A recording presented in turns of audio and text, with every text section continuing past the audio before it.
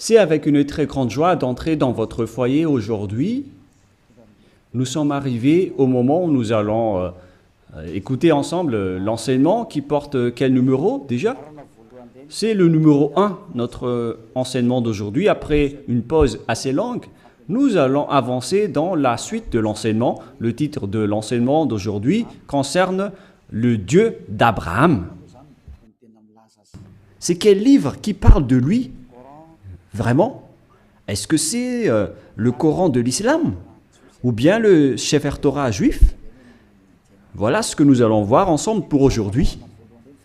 Je précise bien que notre enseignement porte le numéro 1 pour aujourd'hui, c'est-à-dire un nouvel enseignement que nous allons suivre ensemble selon les directives de Yahushua. Gloire éternelle à lui. Premièrement, je réitère mes salutations pour vous qui m'écoutez et je vous souhaite le meilleur pour vous qui suivez déjà la parole et l'enseignement en ce moment. Nous sommes arrivés au moment où nous allons avancer dans cet enseignement numéro 1 pour aujourd'hui, que vous allez suivre avec moi, l'ambassadeur de Yahushua, Ziadia Elia. C'est moi qui est avec vous en ce moment, que vous voyez en image, et ma voix, vous êtes déjà habitué à l'écouter de manière habituelle. Et je répète encore le titre de notre enseignement. Où est-ce qu'on peut trouver la vérité? C'est dans quel livre qui parle vraiment du Dieu d'Abraham? Car là, on parle vraiment du livre juif. Pourquoi je parle du livre juif qu'on appelle le Sefer Torah? Et il y a aussi le livre du Coran. Pourquoi Elia parle du livre juif, du Sefer Torah, ainsi que du Coran?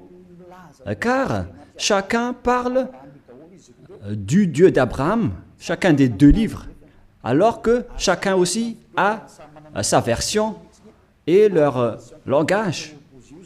Et on parle de versions tout à fait opposées, deux versions diamétralement opposées, qu'on peut dire qui sont vraiment opposées avec aucune liaison.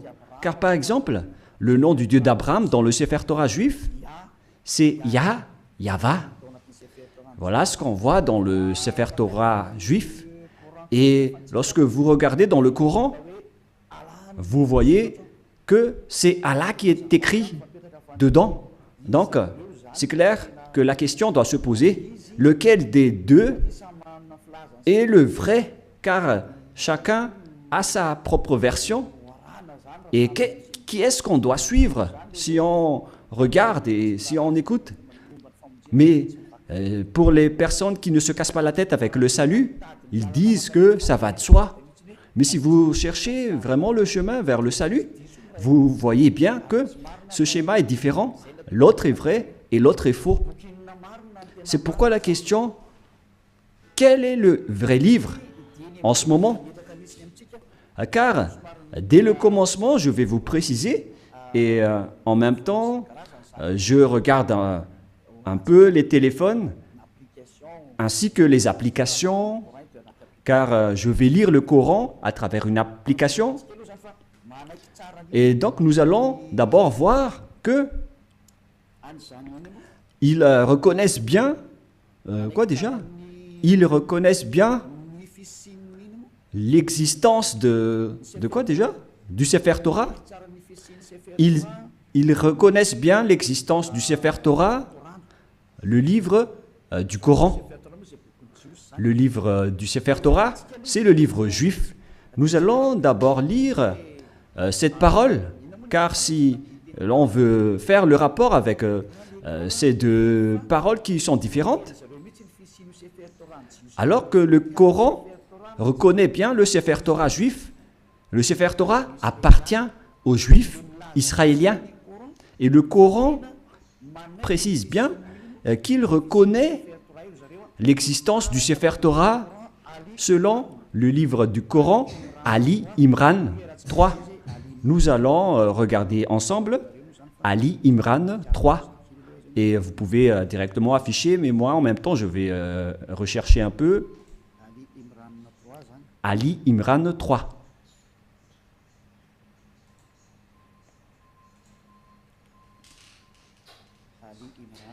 Ali Imran, que vous pouvez déjà afficher, car là, je l'ai retrouvé. Le voilà. Ali Imran 3. Et nous regardons ensemble vers l'écran. Il y a donc une langue arabe et après, il y a la traduction. Il a fait descendre sur toi le livre avec la vérité. Confirmant le livre descendu. Et il fit descendre la Torah et l'Évangile, ce qui prouve que l'islam reconnaît bien que ce sont eux qui ont fait entrer la Torah ainsi que l'Évangile dans le verset 2, à l'Imran verset 2. Voilà ce qui est dit. Allah, pas de divinité à part lui. C'est-à-dire qu'il n'y a pas aucun Dieu à part lui, le vivant, celui qui subsiste par lui-même. Nous voyons bien donc qu'il y a deux schémas différents qu'on doit faire connaître aux gens. Où est-ce qu'on doit aller si vous cherchez le salut? Voilà le rôle de Élia. Élia est là pour sauver tous les humains, non pas seulement ceux qui invoquent Jésus ou Jesus, mais tous ceux qui veulent avancer, vous pouvez avancer. Ceux qui veulent rester, vous pouvez rester. Et c'est pareil aussi avec l'appel aux islamistes pour leur demander de regarder la vérité, car votre livre reconnaît bien l'existence du Sefer Torah juif et ils disent que c'est leur Dieu même qui l'a fait entrer. C'est le Dieu de l'islam.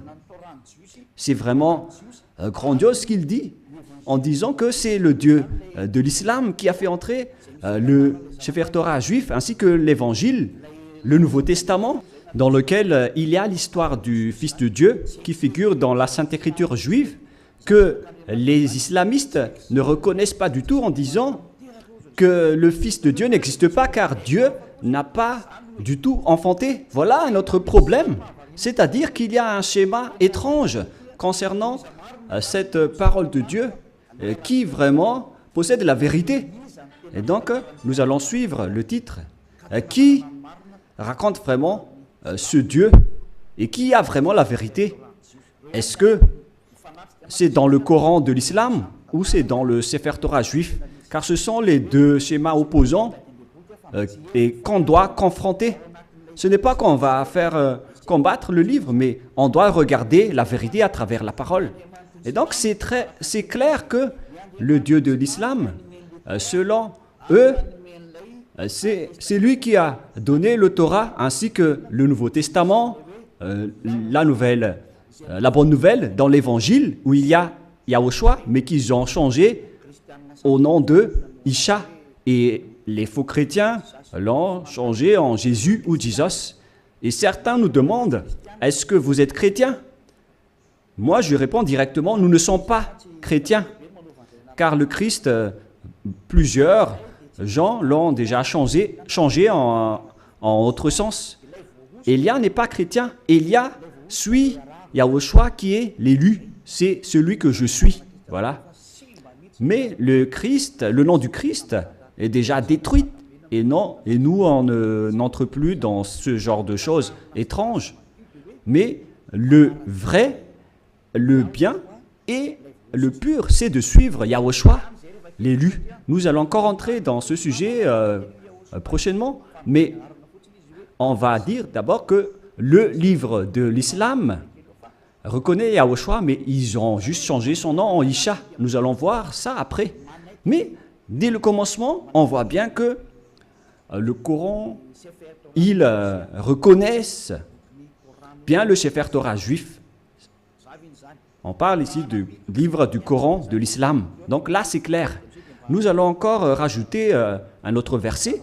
On va rajouter pour que ça soit bien complet dans vos écrits, nous allons encore lire dans le livre de Al-Maïda, qui s'écrit Al-Maïda. Al-Maïda 44. Nous allons aussi lire Al-Maïda 44, que je vais encore rechercher un peu.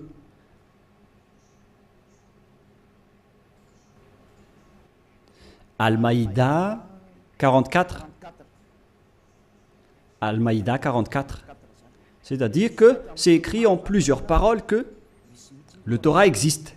Mais comment te demanderaient-ils d'être leur juge quand ils ont avec eux la Torah dans laquelle se trouve le jugement d'Allah? C'est-à-dire, ici la parole précise que c'est dans le Torah qu'il y a le jugement de Allah, c'est-à-dire le Dieu de l'islam. Son jugement réside dans le Torah, dans la Torah. Et donc c'est clair à ce sujet-là que la Torah appartient à Allah, ce qui est étrange déjà. Mais qui est le vrai propriétaire de la Torah? Est-ce que c'est Allah ou bien Yahva?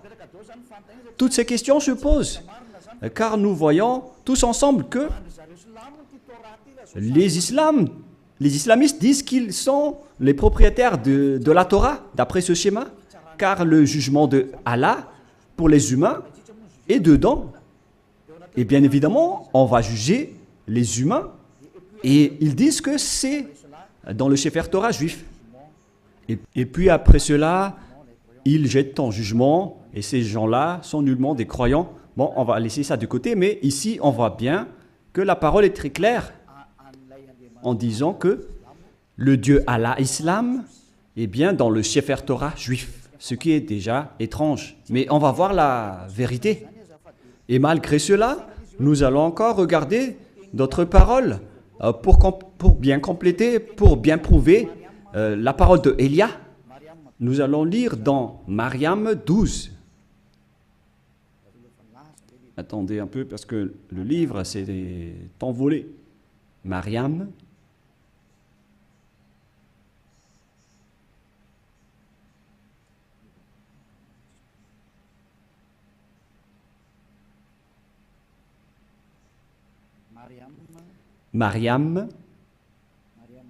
Mariam 12.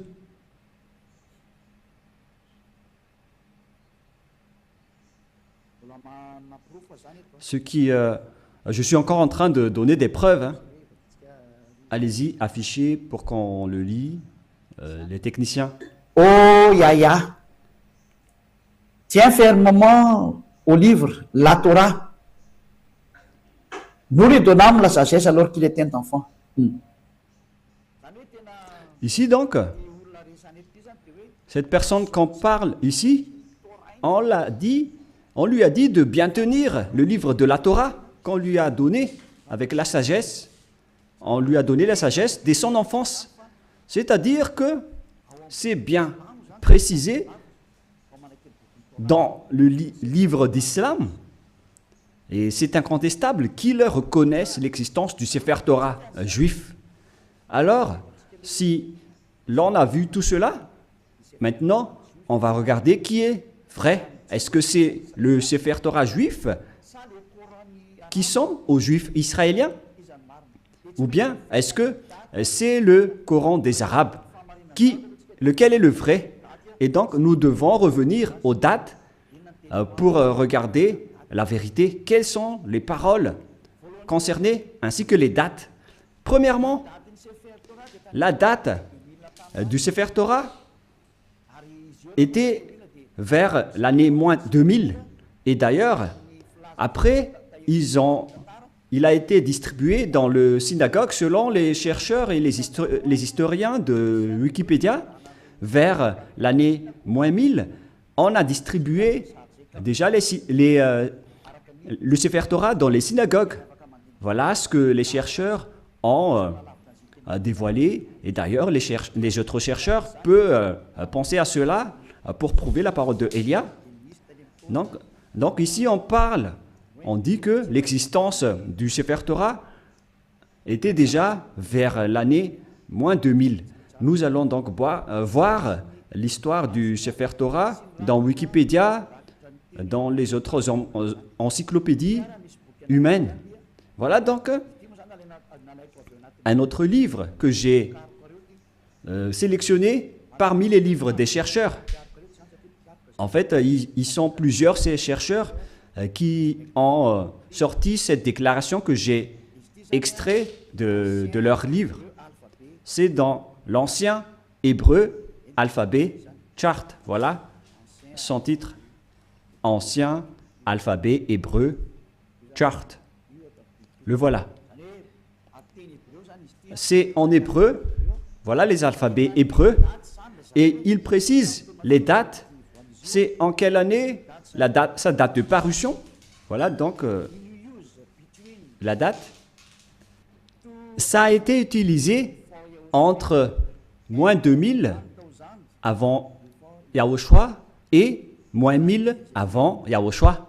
C'est-à-dire que ça a été utilisé avant l'année moins 2000 jusqu'à l'année moins 1000 avant l'an 0. C'est-à-dire que le Sefer Torah juif, selon ce que tout le monde connaît déjà, notamment les savants, ils connaissent tout cela, mais moi j'ai sélectionné spécialement cela dans Ancien Hébreu Recherche Chapter.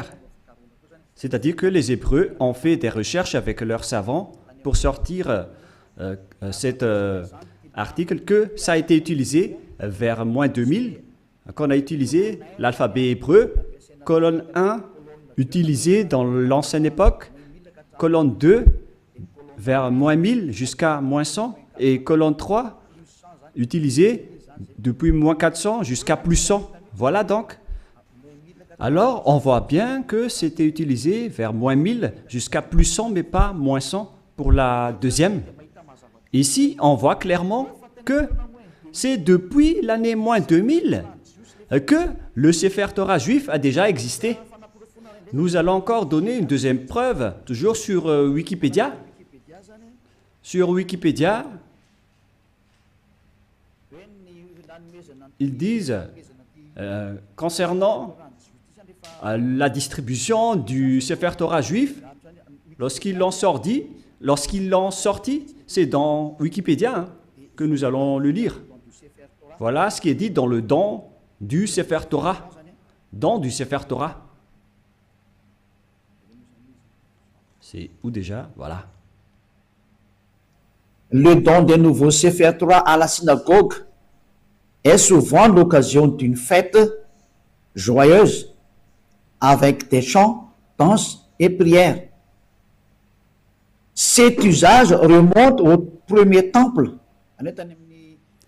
On parle ici à l'époque où le temple de Jérusalem n'était pas encore détruit, vers 1000 avant Yahushua. Mais le vôtre, ce n'est pas cohérent. Hein. Voilà.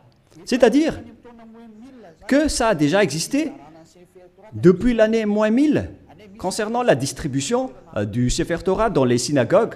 Les synagogues, ce sont des genres de petites églises. Si on compare avec le royaume de Yahushua, ce sont les VP, les petites églises régionales, etc. Et donc, ils ont distribué le Sefer Torah depuis l'année moins 1000 dans les synagogues. C'est-à-dire, c'est depuis une époque ancienne que le Sefer Torah existait déjà.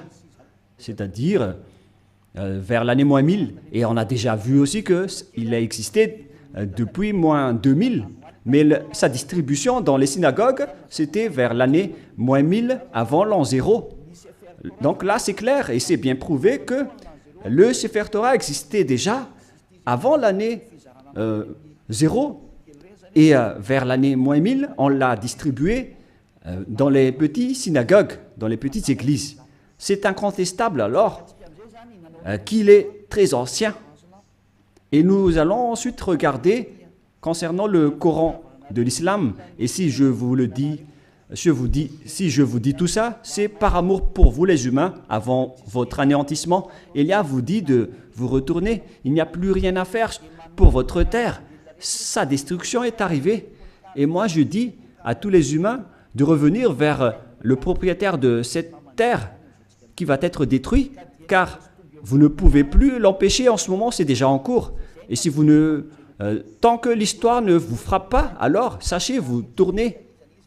C'est pourquoi ce salut en sauve tout le monde, sans exception, pour que personne ne soit plus trempé. Car les pécheurs ont été tous trempés. Et on est en train de sauver les pécheurs pour que vous ne péchez plus. Et les gens qui sont avec Élia ne pêchent plus. Est-ce que vous ne désirez pas ça? L'objectif de prier, c'est de ne plus pécher. Mais si vous êtes encore pécheur, n'espérez pas d'aller vers le Dieu d'Abraham. Les pécheurs n'iront jamais auprès du Dieu d'Abraham. Vous êtes en train d'être baratiné par les gens. Vous seriez perdu en enfer et dans le lac du feu. Voilà votre finalité. Alors faites bien attention. Et là, maintenant, on va voir à quel moment le Coran de l'islam a existé. Toujours dans le livre du Coran que nous allons prendre sur Wikipédia, date de parution. Le livre de l'islam a été proclamé vers l'année plus 612. Plus 610 jusqu'à 632. Proclamé de 612 jusqu'à 632. Et il y avait eu une autre édition après 632, 634, etc. C'est-à-dire qu'il a existé aux alentours de l'année 612 concernant l'existence du Coran de l'islam. Ce n'est pas le Coran juif, mais c'est le Coran de l'islam, c'est-à-dire aux musulmans. Donc, il s'agit d'un livre récent qui est différent du livre juif. C'est vraiment un livre différent. C'est pourquoi le nom de leur Dieu n'est pas pareil que le nom du Dieu juif. Le nom du Dieu juif qui est Yahva et le nom du Dieu de l'islam c'est Allah. Alors lequel on doit choisir? Car chacun dit qu'il connaît la Torah. Et si vous avez vu cette date, donc moi je vais bien le montrer pour démontrer l'originalité de l'histoire du Coran. Et il y a encore plusieurs histoires, mais on va voir un peu en bas les paroles divines, les créations musulmanes, etc. Et ici on voit en bas la date de parution que je vous ai montré tout à l'heure, date de parution proclamée de 610 à 612 jusqu'à 632, c'est-à-dire vers l'année 610. Voilà l'existence du Coran. C'est incontestable, tout le monde le connaît. La question qui se pose, si on veut regarder la vérité sans favoritisme, si on veut voir la vérité sans favoritisme, qu'est-ce qu'on doit suivre? Qui est-ce qu'on doit suivre? Car les deux livres parlent du Dieu d'Abraham et ils reconnaissent tous le Dieu d'Abraham. Et lorsqu'on a regardé les dates, la date du Sefer Torah était vers l'année moins 2000, son existence. Et vers l'année moins 1000, sur Wikipédia, c'est prouvé qu'il a été distribué le Sefer Torah, on l'a distribué dans les petites synagogues. C'est-à-dire qu'il s'agit d'un livre très ancien, le Sefer Torah. C'est lui qui a conservé les anciennes paroles. Et donc, si on regarde bien, qu'est-ce qu'on doit prendre? Est-ce que vous allez prendre le livre qui était né vers plus 600 de l'islam? Est-ce que c'est là qu'on doit voir la vérité sur le Dieu d'Abraham? Ou bien vers celui qui était vers moins 2000? Et sans hésitation, sans favoritisme, tout le monde doit dire qu'on doit voir dans le livre qui existait vers moins 2000, qui a conservé toute la vérité. Voilà la vérité. Lorsque vous regardez l'originalité, il faut regarder le plus ancien. Si l'on prend l'exemple d'un problème foncier, on doit avoir la source de la situation juridique au tribunal, on doit voir l'authenticité, le plus authentique, le plus ancien. Et donc, c'est clair que c'est celui qui possède le plus ancien dossier qui est le propriétaire du terrain, mais pas celui qui est venu récemment. Voilà donc pour prouver la vérité qui est incontestable, même pas un tout petit peu. Voilà la question qui se pose. Qui a eu tort? Et nous allons d'abord préciser ce schéma qui est en cours. Et qui a écrit le livre du Sefer Torah d'abord? Car nous voyons bien que celui qui a écrit le livre du Coran, c'est un arabe. Et il ne peut pas nier cela. Mais celui qui a écrit le Sefer Torah juif, c'est Moshe. C'est Moshe qui l'a écrit. Et c'est justement ça qu'on va regarder en disant, est-ce que le Coran reconnaît Moshe et accepte Moshe? Voilà ce qu'on va regarder. Allons-y. Il accepte Moshe. Il accepte Moshe car c'est Moshe qui l'a écrit. C'est dans Exode 24. Quel verset déjà?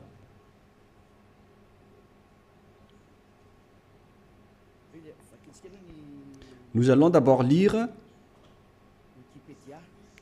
sur Wikipédia. Nous allons lire sur Wikipédia concernant le livre de la Genèse pour voir qui l'a écrit. Nous allons lire le livre de la Genèse sur Wikipédia qui a été écrit par les chercheurs mondiaux. Donc, le livre de la Genèse, ainsi que les autres livres, qui les ont écrits? L'Exode, et etc. Le livre de la Genèse. Premier livre de la Bible, du Sefer Torah, car c'était des écrits récents, mais anciennement, son appellation juive, c'est le Sefer Torah. Et ça n'a pas changé ce nom juif, mais ce sont les autres nations qui l'ont changé en Bible. On parle ici du Sefer Bereshit, le commencement ou la Genèse. L'auteur traditionnel, ils l'ont précisé ici que c'est Moïse qui l'a écrit. Et il y a aussi d'autres auteurs avec d'autres remarques concernant d'autres auteurs anonymes. Mais Moshe a donc regroupé les écrits et qui les a conservés dans un seul livre. La raison, c'est que Moshe a reçu l'ordre de les écrire et Moshe les a écrits. Nous allons lire cette histoire dans le livre du Sefer Torah juif, dans le livre d'Exode, chapitre 24. Moshe a eu la parole qu'il devait écrire les paroles de Yahvé. Exode, chapitre 24, verset 4. Ce qui veut dire que l'histoire du livre de la Genèse, de l'Exode, Lévitique, Nombre et Deutéronome, ce sont tous des livres écrits par le grand-père Moshe. Moshe écrivit toutes les paroles de Yahvé. Puis il se leva du bon matin, il bâtit un autel au pied de la montagne et dressa 12 pierres pour les 12 tribus d'Israël. C'est-à-dire que c'est Moshe qui a écrit le Sefer Torah. C'est bien clair dans le verset 4 qui est bien clair. Moshe écrivit toutes les paroles de Yahvé. Personne ne peut plus contester cela en disant que c'est une autre personne qui l'a écrit. Donc l'ancien Sefer Torah, le plus ancien, c'est Moshe qui a écrit tous ces livres selon ce qui est dit dans le Sefer Torah, dans le livre d'Exode, qui est un livre de Moshe. Et nous allons voir maintenant si les islamistes acceptent Moshe. Et si les islamistes acceptent Moshe, alors on ne peut plus nier la vérité sur le Sefer Torah. Directement, le Sefer Torah est vrai et incontestable. Si vous allez encore contester cela, vous avez tort, car si vous acceptez la vérité sur son auteur, alors que Son nom figure bien dans le Sefer Torah. Il s'appelle Moshe dans le Sefer Torah, mais le Coran de l'islam l'a changé en Mosha. Voilà leur appellation, et tout le monde connaît cela. Et nous allons donc voir s'ils acceptent Moshe dans le Coran de l'islam. Si une fois vous l'acceptez, et nous allons le voir ensemble, alors il faut que vous vous tournez vers la vérité. Voilà la sagesse. Il faut aller vers la vérité. Le rôle de Elia est d'expliquer, de prouver. Si vous ne voulez pas écouter, tant pis pour vous. Mais mon rôle, c'est d'expliquer, de prouver, comme j'ai prouvé aux personnes qui appellent Jésus en disant que vous avez tort. Regardez-vous, vous êtes pécheurs. Et même le livre du Coran précise bien que tous les islamistes sont pécheurs. Et ce qui est pire, c'est qu'ils vont être tous jetés en enfer. Et ils connaissent tous cela. Et ils disent que on va les sélectionner petit à petit de l'enfer après. La question que je vous pose, par quel moyen vous allez quitter l'enfer? Car c'est écrit dans votre livre, ma venue, c'est de sauver les humains, sans exception. Voilà le grand amour. C'est sauver tout le monde. En tant qu'humain, comment vous allez échapper à l'enfer? Par quelle solution? Et ne répondez pas bêtement. Il faut donner une vraie solution. Car dans votre livre, il est également écrit que vous n'avez pas le pouvoir de purifier ou de rendre parfaite une personne.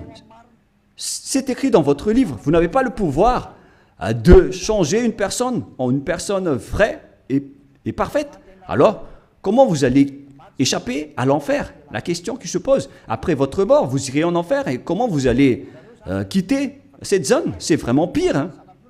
Je ne sais pas si vous avez déjà entendu cela, mais lorsqu'on discute avec les gens, ils acceptent que c'est vrai.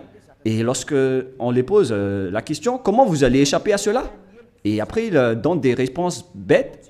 Si vous êtes en enfer, alors vous êtes méchant, vous êtes puni. C'est là que les adultères, les voleurs, les idolâtres, ils vont être jetés en enfer et dans le lac de feu et de soufre. Mais dans le livre de Sefer Torah juif, il est dit que si quelqu'un est jeté là-bas, il ne pourrait plus y échapper. Souvenez-vous bien de cela. Donc, on va voir maintenant que est-ce que le Coran accepte Moshe ou Moïse pour les catholiques romains et les protestants. Pour les protestants, Moshe. Pour le Sefer Torah original, c'est Moshe. Et pour le Coran de l'islam, c'est Mosha, mais c'est le même. Nous allons donc chercher cette parole. Est-ce que le Coran accepte les prophètes? Voilà ce qu'on va lire en premier. Et nous allons bien lire que les islamistes acceptent les prophètes dans le livre d'Al-Baqarah 39. Nous allons devoir préciser un peu la recherche sur Al-Baqarah 39. Veuillez patienter un tout petit peu car je suis en train de rechercher. Al-Baqarah. Quel verset déjà? Quel chapitre? 39, 36, 37, 38, 39.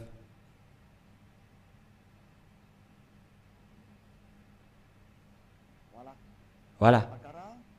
Al-Baqarah 39, le voilà.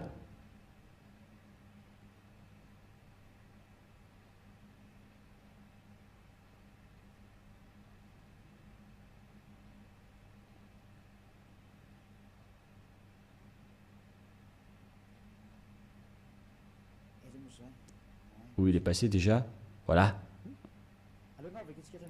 Nous allons lire à partir du verset 38 et 39.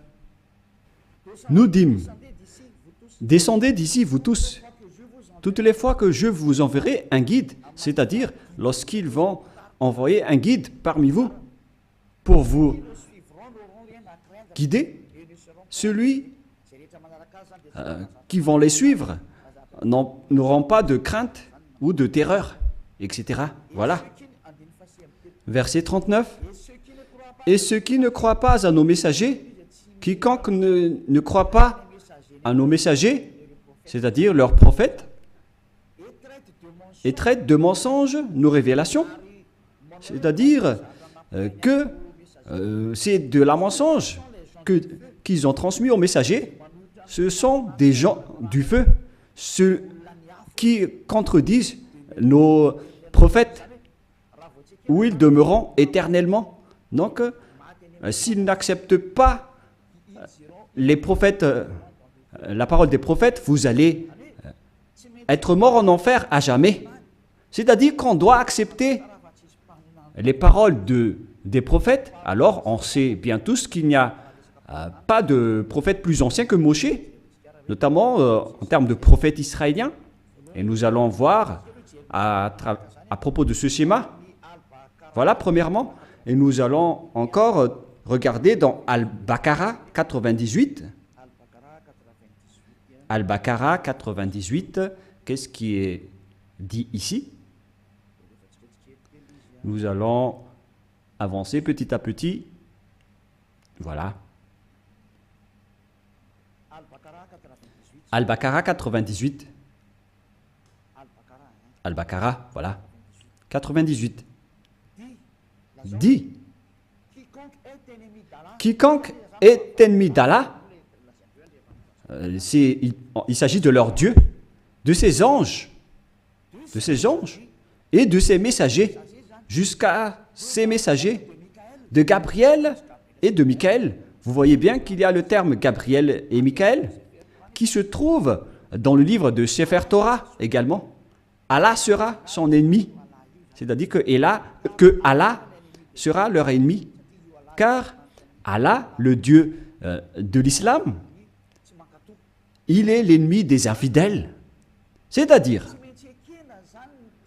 on doit accepter les paroles des messagers ou des prophètes, sinon vous serez un ennemi de ce Dieu. C'est clair alors qu'on va voir que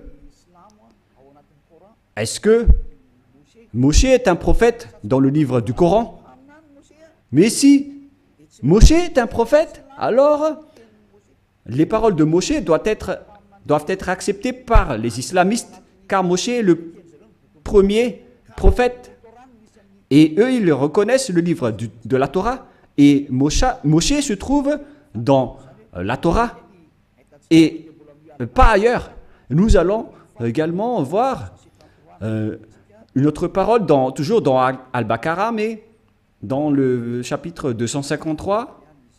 C'est un peu loin, ce chapitre 253. C'est encore loin.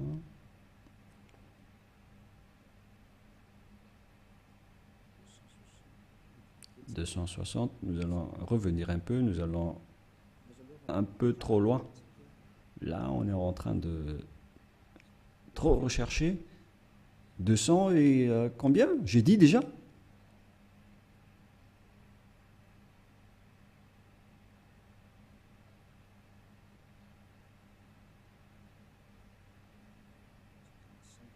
55, 54, 53, voilà. Écoutez bien ceci. Parmi ces messagers, nous avons favorisé certains par rapport à d'autres. Il en est à qui Allah a parlé, vous savez. C'est-à-dire, parmi les prophètes et les messagers, il y a des hauts gradés par rapport aux autres.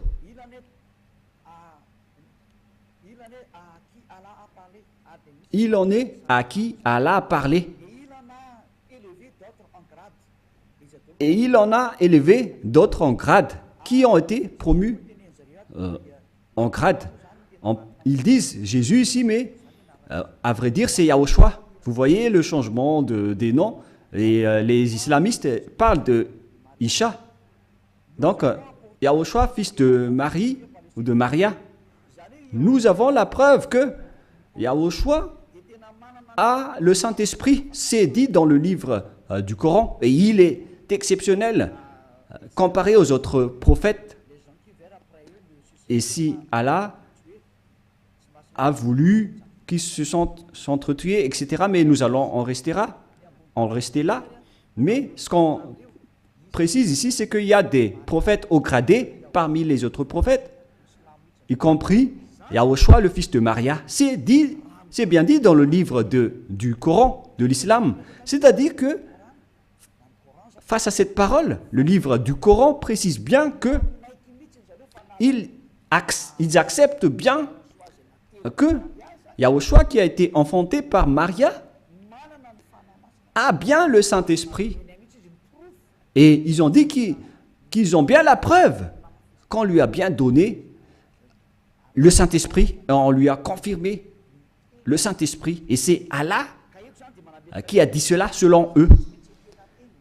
Alors ici, c'est précisé qu'on doit écouter les paroles des prophètes.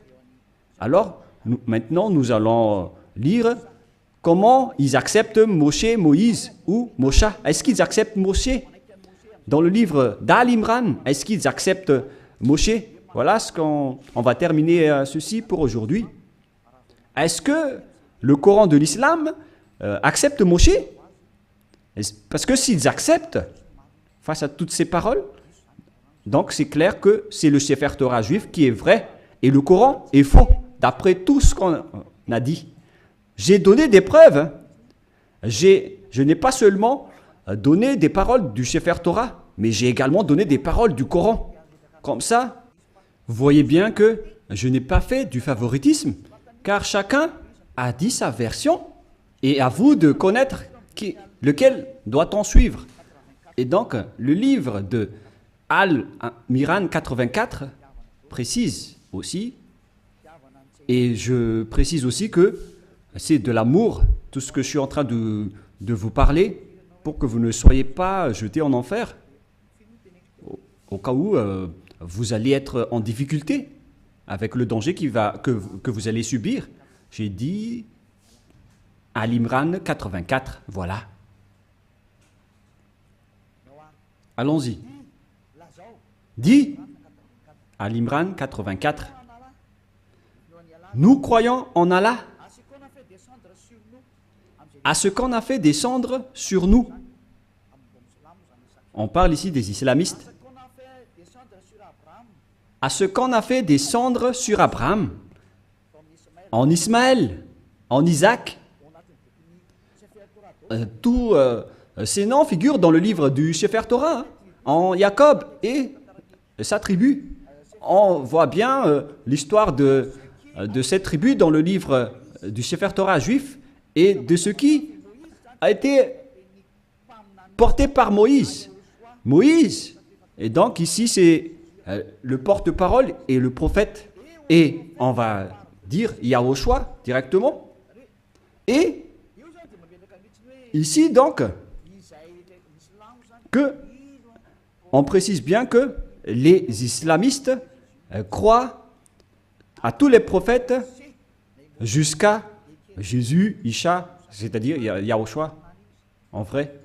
Depuis Moshe ou Moïse, ils acceptent tous les prophètes. C'est clair alors que le Coran ne peut pas dire qu'il nie Moshe. C'est pas vrai. On le nie carrément, car nous l'avons bien tous vu ensemble. Élia n'a rien inventé. Élia n'a rien inventé. C'est le salut. Le danger arrive sur votre terre. C'est le devoir de Élia de vous sauver. Mais si vous ne voulez pas être sauvé, vous avez déjà écouté, tant pis pour vous, mais j'espère que vous allez être sauvés. Nous allons encore voir une autre parole dans Mariam 51.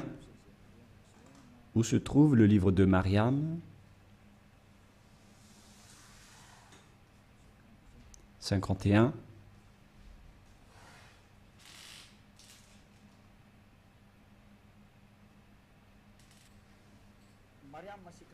Mariam 51.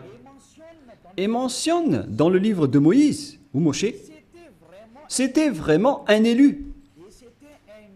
Et c'était un messager. Et un prophète. Les islamistes exigent bien et précisent qu'il faut bien marquer que Moïse ou Moshe c'était vraiment un élu. Il faut bien donc marquer dans le livre de l'islam que Moïse ou Moshe ou Mosha, c'est un élu, c'est un porte-parole et c'est un vrai prophète, messager. Voilà. Il est également en même temps un élu, il a été choisi. C'est vraiment un élu. C'est un homme élu, alors ne le négligez pas. Voilà ce que ça veut dire. Vous voyez maintenant que les islamistes ne doivent plus nier. Car c'est bien dans leur Coran la vérité de Moshe. Et qu'est-ce que Moshe a dit? Car c'est Moshe qui va nous dire que c'est lui qui a écrit le livre de la Genèse. Nous allons aussi voir cette parole. Donc c'est clair que vous ne devez plus nier cela en disant qu'il y a des fausses paroles. Pourquoi vous allez contredire la parole de Moshe? Car la parole de Moshe est vraie et ça a déjà existé vers moins 1500. Comment vous allez encore pouvoir le nier? Vous voyez bien que c'est impossible. Directement, vous allez nier votre propre parole si vous niez les paroles de Moshe. C'est clair, donc vous devez revenir vers le Sefer Torah juif si vous voulez être sauvé. Si vous ne voulez pas revenir là-bas, alors là, vous êtes frappé par votre propre parole. Je n'ai rien inventé. Lisez bien la parole. Il faut que nous allons encore rajouter une autre parole pour prouver dans Al-Baqarah 51. Al-Baqarah 51, nous allons lire.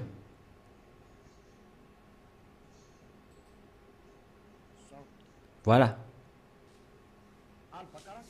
Al-Baqarah 51. Et rappelez-vous, lorsque nous donnâmes rendez-vous à Moïse pendant 48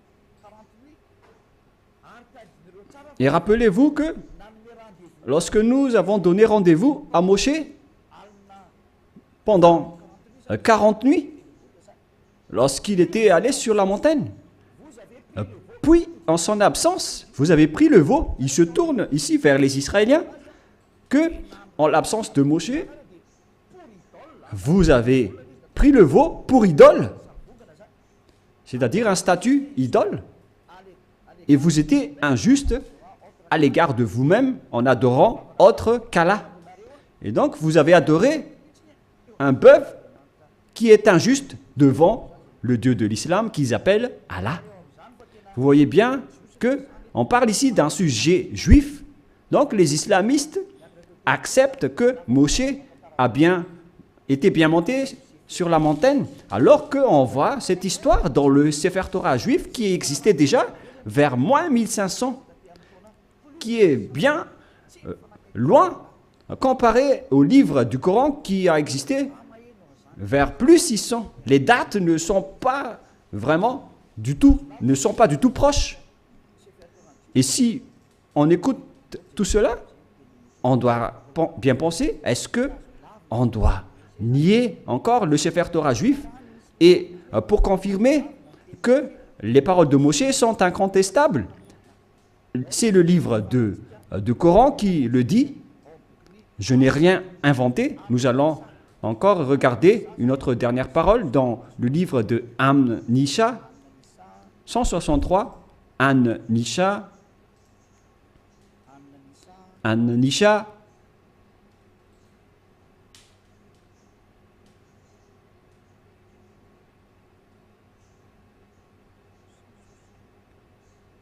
162.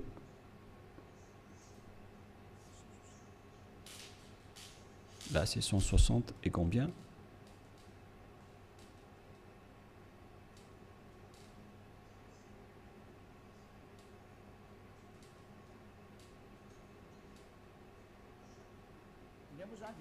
Ici, donc, tous les prophètes sont concernés. Nous t'avons fait une révélation. Comme film à Noé, nous t'avons fait une révélation, comme à l'époque de Noé. Noé, on sait tous qu'il existe dans le Sefer Torah juif, à tous les prophètes. Nous allons faire une révélation en Abraham, en Ismaël, à Isaac, en Jacob, ainsi qu'à toutes les tribus, jusqu'à Yahushua, Job, Jonah, Aaron, jusqu'à Solomon. Et nous avons donné le Zabour à David. Le Zabour, c'est le livre de psaumes.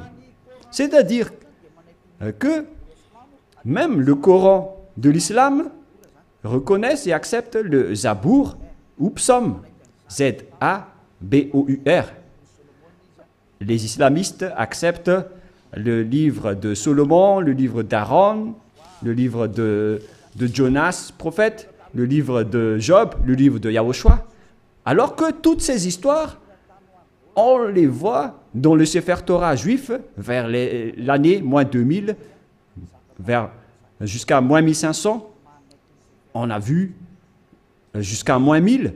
On a vu toute cette histoire. Donc, le Coran de l'islam accepte le Sefer Torah juif.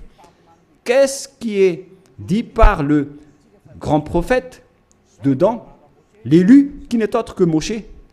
Moshe a dit que c'est moi qui a écrit le livre du Sefer Torah. Et nous allons revenir à ce que je vous ai donné tout à l'heure dans Exode 24, 4. Moshe dit ici dans Exode 24, 4. Moshe écrivit toutes les paroles de Yahva. Celui qui est invoqué par Moshe dans le Sefer Torah, c'est Yahva, mais pas Allah. Voilà une première erreur. Car Moshe existait déjà vers l'année 1500, qui est déjà très ancien. Je n'ai pas encore donné la date de naissance et d'apparition de Moshe. Et dans ce livre, tout le monde le connaît. Ce n'est pas une nouvelle chose pour vous. Voilà donc l'histoire de Moshe, le Moïse historique comme titre. On parle de l'histoire de Moshe selon les chercheurs. Par conséquent, nous allons lire directement. Moïse, selon la Torah, a vécu 120 ans. Serait né en 1560 avant l'ère commune et serait mort en 1440, c'est-à-dire vers l'année moins 1500 que Moshe a existé selon l'histoire des chercheurs. Nous n'allons pas chercher et approfondir à ce sujet, mais si on va faire la recherche, on va trouver cette date de moins 1500. Et si vous allez dire, est-ce que vous avez déjà fait la recherche? Oui, mais c'est une longue histoire que nous n'allons plus y revenir. Mais là, on voit bien que Moshe était déjà né avant tous les prophètes arabes, car selon eux, c'est dans le Sefer Torah que tout a été dit. Et le Sefer Torah a été écrit par Moshe. Et lorsque Moshe l'a écrit, il a dit, vous ne pouvez pas ajouter ou retrancher les paroles. Faites attention car ce sont les ordonnances de votre Dieu, le Dieu des Juifs. Et le Dieu de Moshe, il a bien expliqué que le Dieu de Moshe, vers moins 1500, et le Dieu d'Abraham, vers moins 2000, c'est bien clair que leur Dieu, c'est Yahva, qui est écrit dans le Sefer Torah. Nous allons donc lire la parole de Dieu, la parole de Moshe, dans le Sefer Torah juif, qui a dit qu'il ne faut pas ajouter ou retrancher les paroles. Deutéronome 4.2, c'est un livre de Moshe. Et Moshe est l'élu, le prophète et le messager. Alors il ne faut pas s'opposer aux paroles de Moshe. Nous allons lire Deutéronome 4, Deutéronome chapitre 4, excusez-moi, versets 1 et 2. Maintenant, Israël, écoute les lois et les ordonnances que je vous enseigne. Mettez-les-en en pratique. On a fait porter la parole à Moshe, venant du cher père Yahva. Israël, écoute les lois et les ordonnances que je vous enseigne. Mettez-les-en en pratique afin que vous viviez et que vous entriez en possession du pays que vous donne Yahva, le Dieu de vos pères. Alors il faut que Israël suit cette parole. Le Dieu d'Israël, donc c'est un Dieu des Juifs, mais pas des Arabes. la parole est réservée aux Israéliens, ainsi qu'à ceux qui veulent être sauvés. Et si vous voulez être sauvés, rapprochez-vous du Dieu d'Abraham dans le Sefer Torah juif, écrit par Moshe. Et le nom du Dieu de Moshe, c'est Yahva, que je vais faire sortir après. D'ailleurs, il est déjà écrit, que vous pouvez le voir en ce moment. Verset 2, qu'est-ce qui est dit? Vous n'ajouterez rien à ce que je vous prescris, selon le Dieu d'Abraham. Le Dieu d'Abraham qui a discuté avec Moshe, et qui l'a ordonné. Et après, Moshe a dit, dans le Sefer Torah, que les islamistes acceptent l'existence. Le Sefer Torah précise bien que vous devez observer les lois de Yahva, votre Dieu. Et donc, vous n'ajouterez rien. Et vous n'en retranchez rien aux paroles. Voilà ce qui est dit par le Dieu de Moshe. C'est-à-dire que toutes les paroles écrites par Moshe depuis le livre de la Genèse. Et après, il a organisé l'écriture jusqu'à la fin du livre de Deutéronome. Les paroles de Moshe sont bien directes. Vous n'ajouterez rien et vous n'en retranchez rien. Alors, vous ne pouvez pas dire que c'est un livre ancien et obsolète qu'on ne doit plus écouter, ou que c'est un ancien prophète qu'on ne doit plus écouter. Sachez qu'il est interdit par la parole du Dieu qui a discuté avec Moshe dans le Sefer Torah juif. Il a dit, ne rajoutez rien et ne retranchez rien. Donc, tous ceux qui ont changé le Sefer Torah juif ont tous tort. Ceux qui ont changé ce livre sont coupables devant ce Dieu de Moshe, car il ne faut rien rajouter ou retrancher aux paroles. Alors que chacun réfléchisse.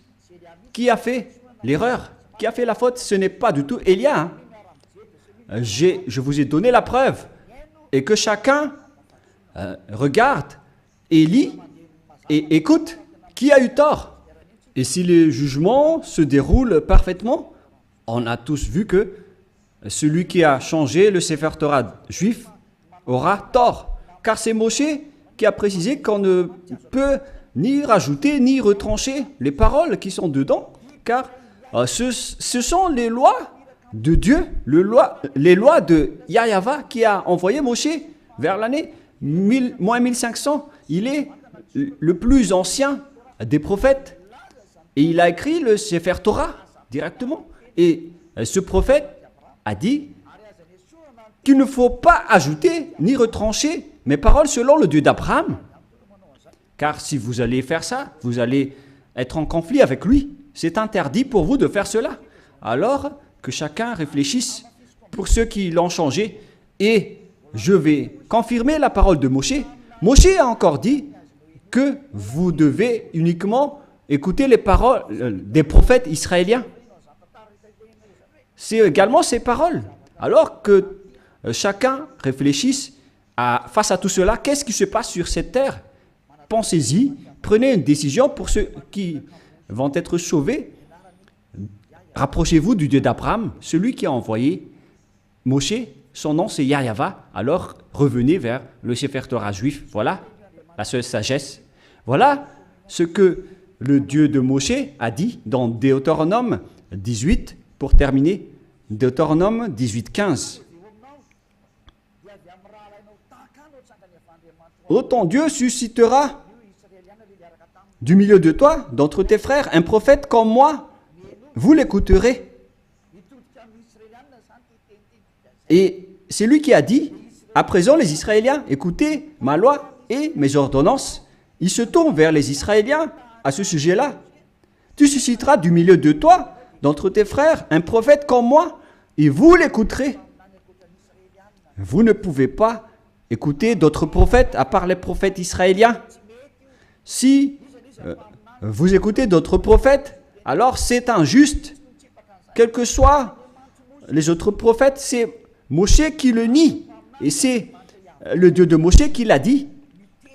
Et c'est le Dieu Yahva qui a envoyé Moshe, le prophète, qui a dit que vous ne devez écouter que les prophètes israéliens. Pour terminer, nous allons lire le verset 18 et 19. Deutéronome 18, 19. Je leur susciterai du milieu de toi, de leurs frères, un prophète comme toi. Je mettrai mes paroles dans sa bouche et il leur dira tout ce que je lui commanderai. Et si quelqu'un n'écoute pas mes paroles qu'il dira en mon nom, c'est moi qui lui en demanderai compte. Selon ce Dieu d'Abraham, c'est le Dieu d'Abraham qui a déclaré que quiconque n'écoute pas ma parole, je vais les juger. Qu'est-ce qu'il a dit? Vous devez uniquement écouter les prophètes israéliens. S'ils ne sont pas israéliens, alors c'est pas correct. Selon le Dieu d'Abraham, il a dit que vous devez écouter les prophètes israéliens. Et le prophète israélien qui a écrit cela, c'est Moshe, que vous acceptez dans le livre du Coran. Le Coran accepte précisément qu'il est accepté en tant que prophète, messager et élu. Donc si vous niez Moshe, ce Dieu d'Abraham va vous juger.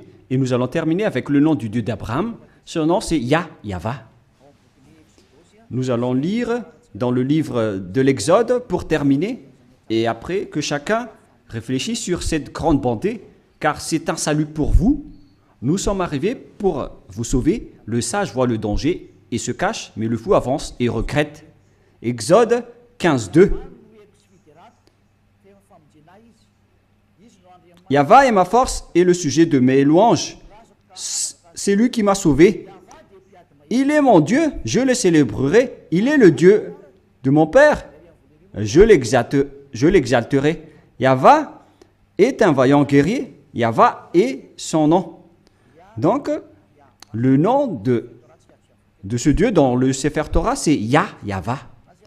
D'ailleurs, nous avons le Sefer Torah que nous allons montrer pour terminer dans Exode 15, 2.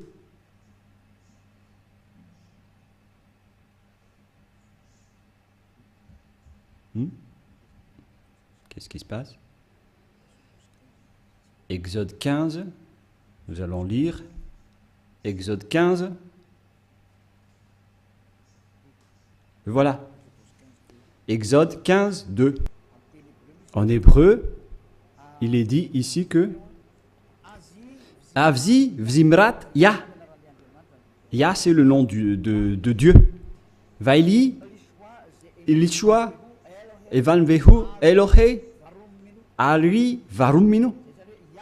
C'est Yah qui est son nom depuis le début. Et deuxièmement, Yahva, Ishmishchama, Yahva Shmo.